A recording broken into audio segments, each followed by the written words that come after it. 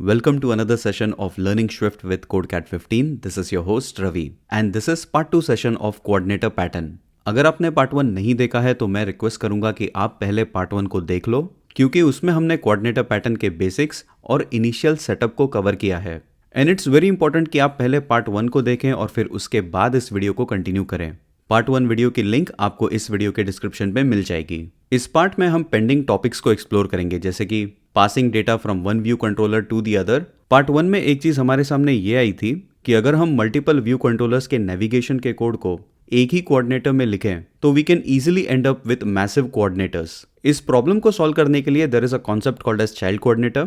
Child coordinator में हर एक व्यू कंट्रोलर के पास उसका खुद का एक कोऑर्डिनेटर होगा और वो कोऑर्डिनेटर मेन कोऑर्डिनेटर से इंटरेक्ट करेगा for navigation. Main coordinator child coordinator को कैसे मैनेज करेगा उसे हम डायग्राम और कोड के थ्रू एक्सप्लोर करेंगे। So these are the topics that we are going to cover today. Last is my opinion on this pattern. अब ये ओपिनियन नहीं है but it's more like a pros and con section जो आपको interviews में पूछा जा सकता है, जैसे explain the merits and demerits of coordinator pattern.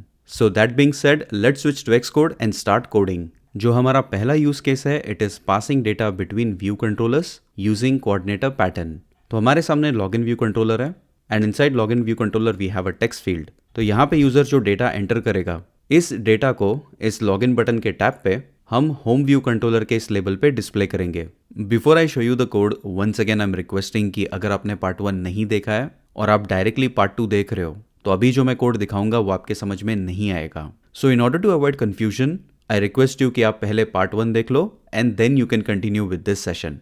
So inside the coordinator group we have the main coordinator file और यहाँ पे we have a function named navigate to home view controller और इस फंक्शन को हम लॉगिन व्यू कंट्रोलर पे call करते हैं। So let me go to the login view controller. यहाँ पे जैसे यूजर लॉगिन बटन पे टैप करेगा we are navigating to the home view controller. तो हमारे फर्स्ट यूज केस के लिए what we want to do is user ने जैसे ही टेक्स्ट फील्ड पे कोई भी वैल्यू ऐड किया तो उसे हमें होम व्यू कंट्रोलर पे डिस्प्ले करना है। So for that inside the main coordinator we are going to add a parameter, will call it user name of the type string और inside the login view controller let me get rid of this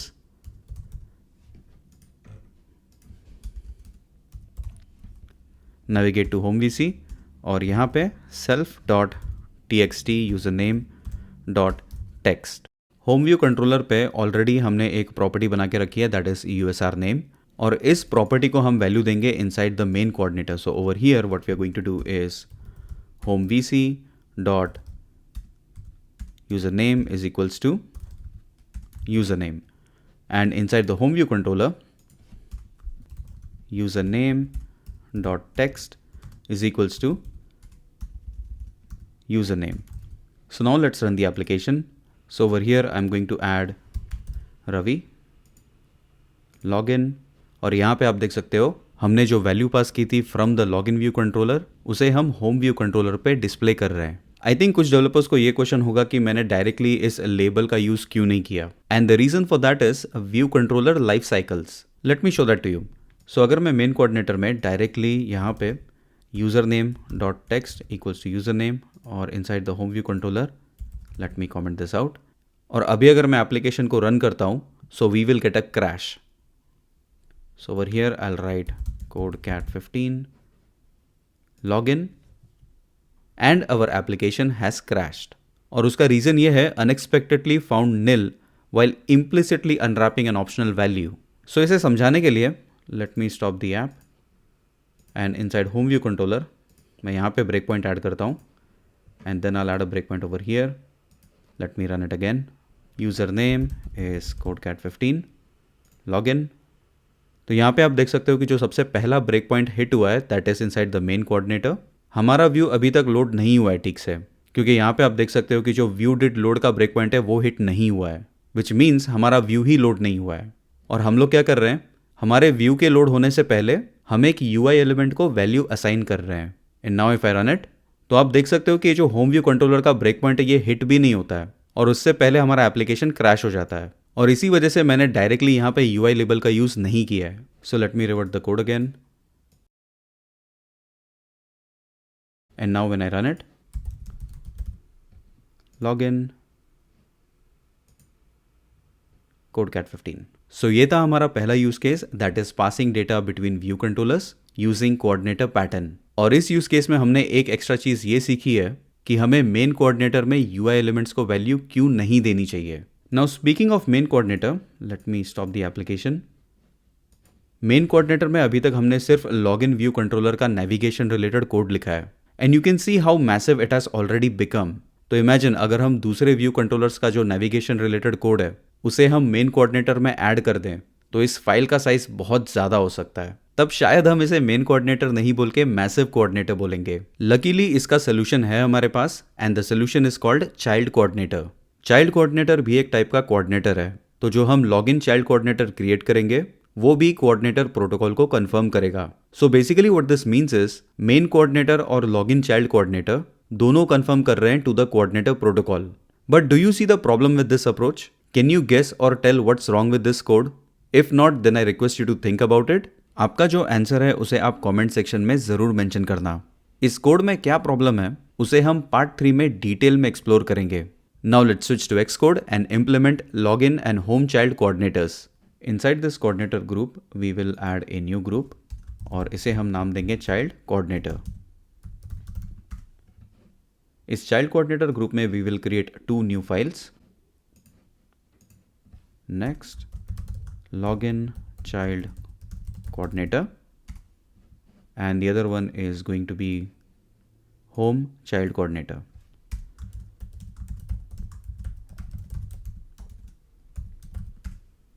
तो सबसे पहले inside the login child coordinator we will create a new class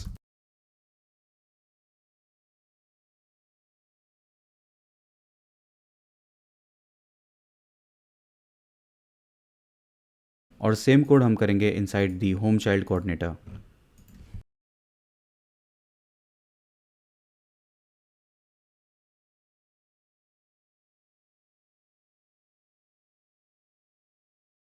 सो अभी हमने 2 coordinators create किए हैं, one is the home child coordinator and the other is the login child coordinator. Part 1 में हमने ये डिस्कस किया था कि जितने भी व्यू कंट्रोलर्स हैं हमारे प्रोजेक्ट में, अगर उनका नेविगेशन रिलेटेड कोड हम इस मेन कोऑर्डिनेटर में ऐड कर दें तो we can easily end up with massive coordinator. इस प्रॉब्लम को सॉल्व करने के लिए हमने चाइल्ड कोऑर्डिनेटर्स क्रिएट किए हैं। सो जो भी व्यू कंट्रोलर्स में नेविगेशन रिलेटेड एक्टिविटीज़ है it will be handled by their respective child coordinator. So now let's switch to Xcode and replace main coordinator with a child coordinator. So let's go to the login view controller first. और यहाँ पे आप देख सकते हो we have a main coordinator. इसे मैं replace कर देता हूँ with a child coordinator and over here I'll change the name to login child coordinator.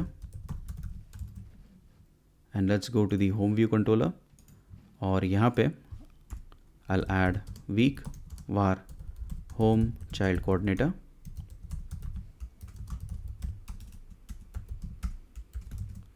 And that's it.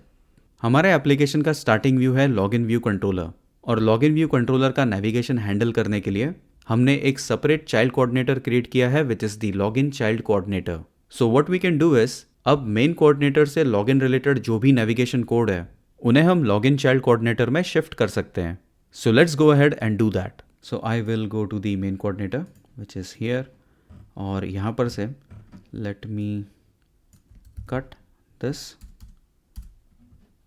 and inside the login child coordinator I will paste it. login child coordinator में हमारे पास एक function है which is called configure root view controller. अब क्योंकि login child coordinator login view controller की navigation related activities को handle करता है तो it should be the one to set login view controller as the root view controller. So from the main coordinator we can get rid of this और इसे हम यहाँ पे पेस्ट कर देते हैं।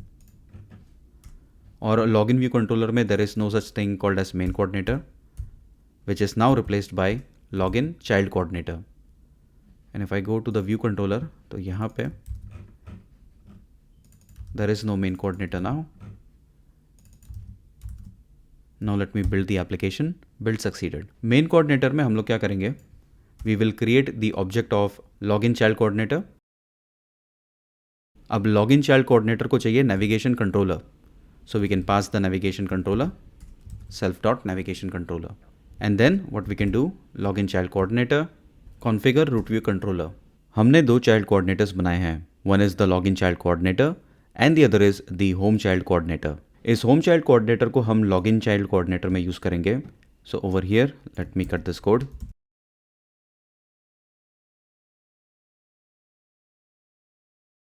And inside this configure root view controller, यहाँ पे we'll just paste the code. But now we have a problem. And the problem is home view controller पे हम यूज़र नेम को डिस्प्ले कर रहे हैं और जो यूज़र नेम है it is coming from the login child coordinator from here.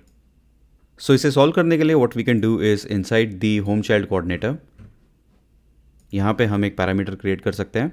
Will add user name of the type string private var user name, or should I call it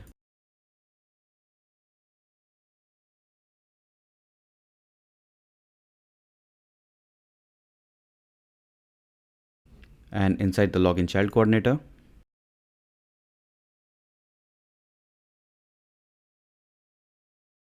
so now let's build the application। build succeeded। अब जब मैं reset password को tap कर रहा हूँ तो navigation हो नहीं रहा है। Let me tap on sign up, it's not working. Login भी काम नहीं कर रहा है। So let's see what the problem is. इस प्रॉब्लम का सोल्यूशन डायरेक्ट बताने से अच्छा है कि हम थोड़ा टाइम लेते हैं और डीबग करते हैं कि हो क्या रहा है।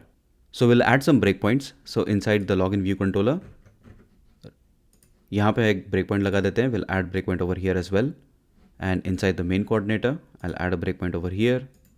लॉगिन चाइल्ड कोऑर्डिनेटर पे यहाँ पे ब्रेक पॉइंट लगाते हैं and over here as well. So now let's run the application. So सबसे पहले inside the login child coordinator हमारा इनिट फंक्शन कॉल होता है एंड दिस इज ऑब्वियस क्योंकि हमारा जो इनिशियल व्यू है it is the login view और मेन कोऑर्डिनेटर में जो सबसे पहला लाइन है it is initializing the login child coordinator. और अब हमारा ब्रेक पॉइंट हिट हुआ है। Now it is going to configure the root view controller. So let me run it again. क्योंकि हम हमारा लॉगिन व्यू देख पा रहे हैं तो इसीलिए we can conclude that configure root view controller में कोई इशू नहीं है। The issue is with the navigation. So let me tap on reset password. तो जैसे ही मैं रीसेट पासवर्ड पे टैप करता हूँ एज एक्सपेक्टेड IB एक्शन का ब्रेक पॉइंट हिट होता है। ऑन अ सेफर साइड हम ये देख लेते हैं कि जो लॉगिन चाइल्ड कोऑर्डिनेटर है इट इज़ निल और not and you can see that it has memory.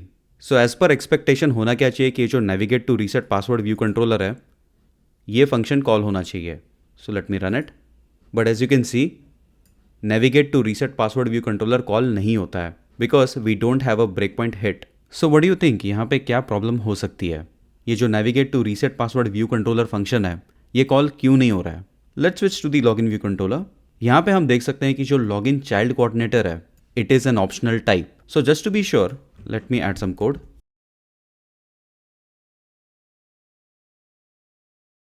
Now let me run the application. सो यहाँ पे आप देख सकते हो कि जो लॉगिन चाइल्ड कोऑर्डिनेटर है इट इज़ शोइंग कि इसके पास मेमोरी है। But let me step over.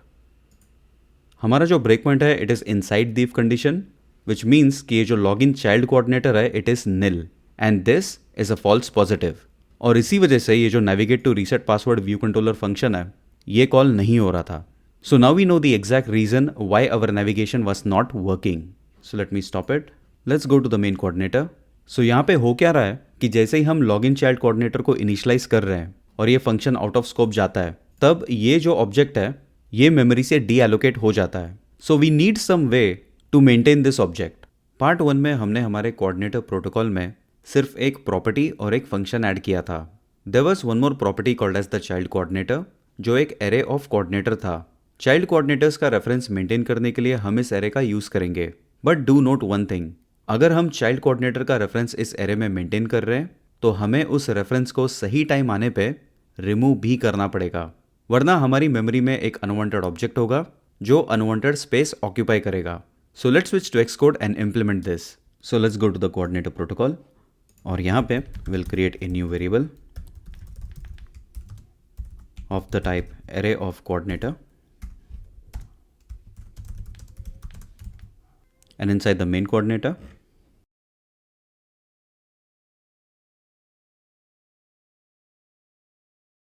और जैसे ही हम लॉगिन चाइल्ड कोऑर्डिनेटर का इंस्टेंस क्रिएट करते हैं what we can do is child coordinator append login child coordinator. अब क्योंकि ये लॉगिन चाइल्ड कोऑर्डिनेटर भी कोऑर्डिनेटर प्रोटोकॉल को कंफर्म करता है so inside the login child coordinator we can do this var child coordinator और यहाँ पे कोऑर्डिनेटर का हम ऑब्जेक्ट क्रिएट करेंगे. So now let me run the application. We have got some error. Okay, home child coordinator में भी हमें same fix करना पड़ेगा.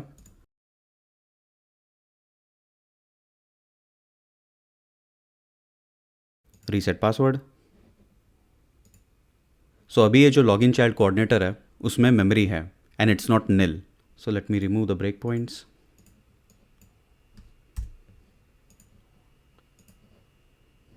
Reset password, and we have successfully navigated. Back, sign up. Username is CodeCat15. Login, and we can see CodeCat15 over here. So we have successfully implemented child coordinators. Child coordinators को implement करने के लिए हमने इस variable का use किया था, that is an array of coordinator. और वो हमने क्यों यूज़ किया ये भी हमें पता है.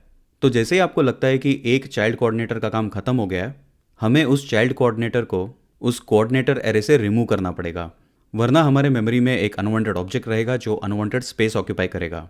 And this is a trade off coordinator pattern, क्योंकि इसमें हमें हर चीज़ मैनेज करनी पड़ती है, और अगर हमने कोई चीज़ ठीक से मैनेज नहीं की तो we can easily get strong references और some unwanted object living in the memory. Inside the main coordinator हम एक फंक्शन क्रिएट करेंगे and we will call it remove from child coordinator. और ये फंक्शन एक पैरामीटर एक्सेप्ट करेगा of the type coordinator.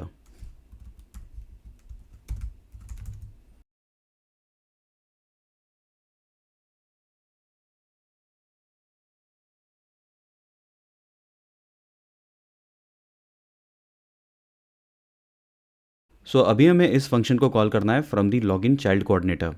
लेकिन उसे हम कैसे कॉल करेंगे, बिकॉज वो जो फंक्शन है it is inside the main coordinator. So इस फंक्शन को कॉल करने के लिए inside the login child coordinator we will create a reference, and over here we'll say login child coordinator main coordinator is equals to self. और जैसे ही हमारा login successful होता है और हम होम व्यू कंट्रोलर पे नेविगेट होते हैं तो नेविगेशन से पहले inside the login child coordinator इस फंक्शन के अंदर that is navigate to home view controller, what we can do is main coordinator dot remove from child coordinator self. हम यहाँ पे एक चीज़ करना भूल गए हैं, दैट इज़ हम होम चाइल्ड कोऑर्डिनेटर को मेन कोऑर्डिनेटर का ये जो एरे है that is the child coordinator, उसमें हमने होम चाइल्ड कोऑर्डिनेटर को ऐड नहीं किया है. So let's quickly go ahead and do that. So जैसे ही हमें लगता है कि हमारे एक चाइल्ड कोऑर्डिनेटर का काम खत्म हो चुका है, before you navigate it is always a good practice कि आप उस चाइल्ड कोऑर्डिनेटर को मेन कोऑर्डिनेटर के एरे से रिमूव कर रहे हो. So this was child coordinators and their management. So I think मैं एक चीज़ भूल रहा हूँ. So let me scroll up. तो over here we have the main coordinator and I forgot to use the weak keyword. और weak keyword मैं इसलिए use कर रहा हूँ ताकि कोई strong references create न हो. So now let me run the application. Reset password. Back. Sign up. Back. And let me tap on login. So our navigation is working as expected. So finally हमने coordinator pattern को implement कर लिया है. And we must be very excited क्योंकि जो code हमने part 1 और part 2 में किया है उसमें बहुत सारे इश्यूज हैं. From a clean code stand point the code is flawed, यानी इट्स नॉट क्लियर, फ्लेक्सिबल और मैनेजेबल एट ऑल. अब इस कोड में क्या इश्यूज है और उसे हमें कैसे फिक्स करना चाहिए, प्लस क्या हमें इस पैटर्न को सही में यूज करना चाहिए या नहीं, इसे हम पार्ट 3 में एक्सप्लोर करेंगे, which will be the final part of this pattern. So thank you so much for watching this. Please like, subscribe and share the video. Till then, this is Ravi. I'll see you next week. Have a nice day and happy coding. Bye-bye.